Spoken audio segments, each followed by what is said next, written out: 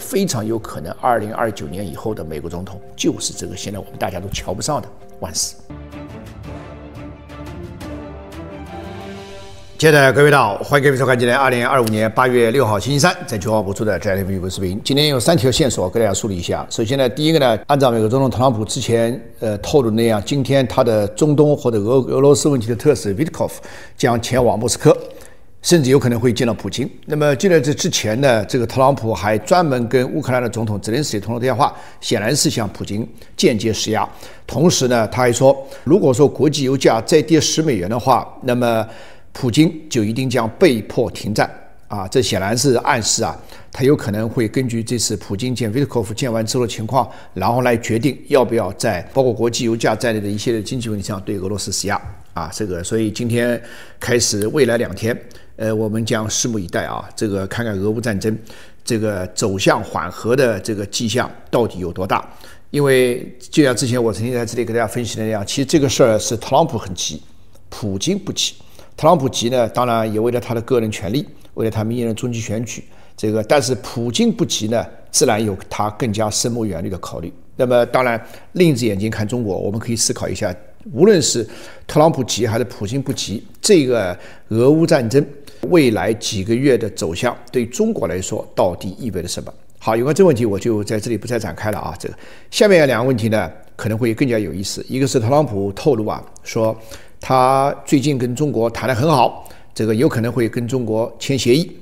另外还有一个事呢，昨天他接受媒体专访的时候8月5号说他2028年应该不会再参选美国总统了，然后他暗示他现在的副总统万斯有可能会接替他担任美国总统，当然要经过选举的了。当然现在连美国总统大选还有2028年还有很长时间，但是我们可以来看一看接近乃至跨越2028年未来的美国乃至整个西方社会的政治形态到底会怎么样。这对于我们做一种前瞻性的分析研究其实不无益处。好，长话短说，有关这2个新闻，我们先回归到第一个有关中国跟中国达成的贸易协议。特朗普昨天忽然宣布，他跟中国目前谈得很好，他跟中国领导人关系也处得不错，然后呢跟中国应该很快会达成一个协议。当然特朗普说的话我们最多只能信一半，但是呢我之前曾经讲过，特朗普是一个蛮好揣摩蛮好对付的人，特朗普的口往往会说出特朗普3心2意当中自己的那条线。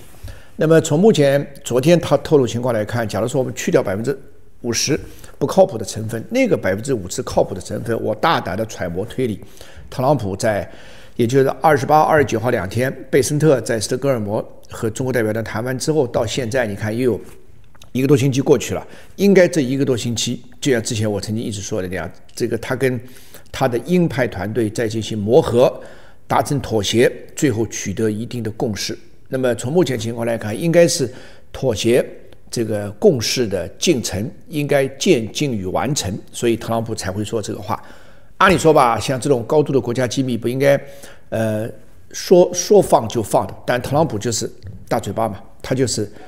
他口说他心，所以从这意义上说，揣摩特朗普研究特朗普也是一个很有意思的事情当然这里面的细节到底怎么样我们不得而知，但是我想大概有一个是可以肯定的，特朗普也很想跟中国谈，就像他很想跟俄罗斯谈是一样的。就像他现在在8月7号就是明天了，他在宣布对所有没有达成统一关税的国家进行惩罚性关税之前，也希望跟很多国家谈一样。那么他为了要跟中国谈，所以呢上周他拒绝了赖清德过境美国的这个要求，这个在过去几年的历史上是罕见的。而特朗普这个决定做出之后，显然也是得到了他底下的鹰派团队，尤其是卢比奥这些强硬分子的至少是同意或者首肯吧，因为卢比奥是长期亲台反华所以你看在特朗普团队内部的这种妥协之后磨合妥协共识这个3部曲，其实我们一定要予以观察。那么现在看起来特朗普有可能，如果说是卢比奥在特朗普拒绝赖清德问题上让了一步，现在会不会是特朗普向卢比奥们有让另外一步的可能呢？所以特朗普说的我们可能会跟中国签一个协议，目前来看细节不明，但是我们也不能这个高兴过早，非常有可能啊，这个是他放的烟幕弹，同时呢，通过这个来逼迫中国迁就卢比奥的这些强硬派的主张，逼迫中国就范的一个幌子或者烟幕弹。有时候他要在全世界面前把声浪拉得很高，把所谓的内幕消息放得人所尽知，以此也是采用极限施压来向中国施压。这个在过去一段时间已经有过好几次了。比如说6月26号，他单方面宣布说6月24号中国已经跟他签协议了，哪儿跟哪儿啊？我当时马上就说这肯定是烟幕弹。现在1个多月过去了，果然是烟幕弹。所以这次他同样，我觉得是故态复萌，故伎重演。但是背后有一点是不改变的，就是他很希望能跟中国谈好，因为无论是俄乌战争结束，还是跟中国达成这个 deal， 达成这个交易的协议，其实对他来说肯定是加分的啊。这个当然对他的鹰派团队来说，一定是希望他把中国打入另册。所以有关这个问题，我们后面还要这个继续观察。但是呢，特朗普昨天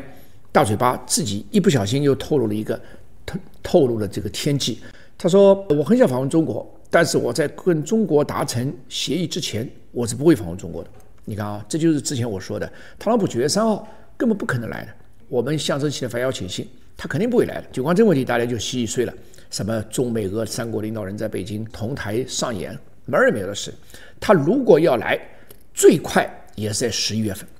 ，10月底、10月初、10月中，到了临近圣诞节又不太可能了。如果这段时间来不了的话，那可能一拖就要拖到明年了，因为明年中国春暖花开之后，两会之后，3月底以后再说了。那么这段时间就要看中美有关这一次的交易到底能够达成多少。好，最后一个消息给大家简单的梳理一下，就是特朗普昨天接受媒体专访的时候，被问到2028年会不会参选，他明确的表示2028年不会参选，但是他又暗示了后面接替他的领导人可能是谁。果不其然，是现在的副总统万斯。然后他说，也许 JD 啊，就那个 JD Vance 吧，万斯也有可能会跟卢比奥他们会处得很好。当然了，鹰派对鹰派，虽然他们期间一些细节的主张各有不同，但从大的方面来说，显然万斯和卢比奥之间的融合或者协调或者默契，他就在讲，甚至要超过万斯和特朗普之间的默契，也要超过卢比奥和特朗普之间的默契。我一直不认为特朗普是一个非常对华强硬，这个他只是一个商人出身，只是一个民粹主义，只是一个相对价值观比较模糊甚至危险的，但是某个one by one一件件事情处理的时候，他还是一个蛮能干的，毕竟是企业家出身嘛。所以那么现在说实在的，2028年再参选也是不像话了，那时候已经80多岁了，等到卸任恐怕都已经老得不像样子了。所以从目前昨天他透露情况来看，大概至少说明2点。第一个，在过去6个月，他和万斯相处的情况不错。万斯，我以前曾经在这里讲过啊，有点小人得志的感觉啊。但是呢，我之前也提醒过大家，不要低估万斯。我有一次节目专门用大半期的节目的篇幅做了万斯啊，我一会儿再讲啊。第二个呢，如果情况不发生变化的话，至少特朗普在明年11月份中期选举过后，会有意愿举荐万斯担任下一任2028年美国总统大选的共和党的候选人，至少出任共和党的候选人。当然，最后还有共和党的代表大会来进行通过。好，现在来讲讲万斯。万斯这个人表面看上去，我用了几次，我说他是小人得志啊，但是人们不可对他掉以轻心。其实万斯在目前21世纪20年代中期，当美国整体的社会土壤、社会撕裂出现严重问题的时候，其实我们发现，当美国的主流的政客，什么奥巴马啊、克林顿啊等等啊，这些，这个拜登是更不用说了，都无法整合美国社会。那么半路上杀出个程咬金，2次，对吧？特朗普2次当选，但是从历史的长河当中看，拜登不说了啊，特朗普也是一个过渡性的人物。什么叫过渡性人物？因为特朗普他只是民粹啊，他只是在那一刻满足了人们心里的爽。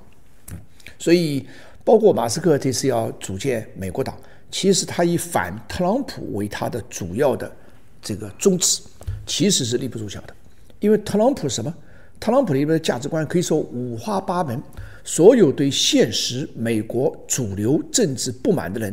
都会投到特朗普的麾下。但特朗普的主张到底什么呢？是让美国更伟大 ，Make America Great Again。但是现在我们会发现，他所作所为、所言所思和真正MAGA运动的基础又形成了很大的分歧。所以特朗普只是在这个历史时刻，就21世纪2010年代中期到2020年代中期，最多是这段时间满足迷茫人的选民或者茫然人的选民心中的那个焦虑而已。但是等到这个焦虑一旦 settle down， 我们说一旦完全定型 take shape 完全定型之后，美国这个社会一定需要一个更加稳定的领导人，从某种程度上将是一个更加危险的领导人。这个人首先第一要黑白统治，他既要能够照顾下层，甚至出身下层，同时又能够照顾精英，而且最主要在精英圈里也混过，同时也能够有话语权和影响力，当然要有足够的这个从政经验，年纪当然也不能太大，千万不能七老八十，最好现在才40多一点。当我这么说的话，大家有没有发现万斯是一个天然的一个候选人？万斯出身贫寒，他写过那本书，这个乡村的悲歌，同时他后来又通过自己的努力跻身了美国的精英阶层，而且在精英阶层里面不但资历完整，而且影响颇大。当然他的影响颇大，相当一部分要感恩于这个特朗普对他的提携，所以这几年的他的副总统的生涯对他来说至关重要。而且我们看到他其实蛮会做官的，他在一定时候他会显示出他小人的嘴脸，拍特朗普的马屁，但在一定程度下他知所进退，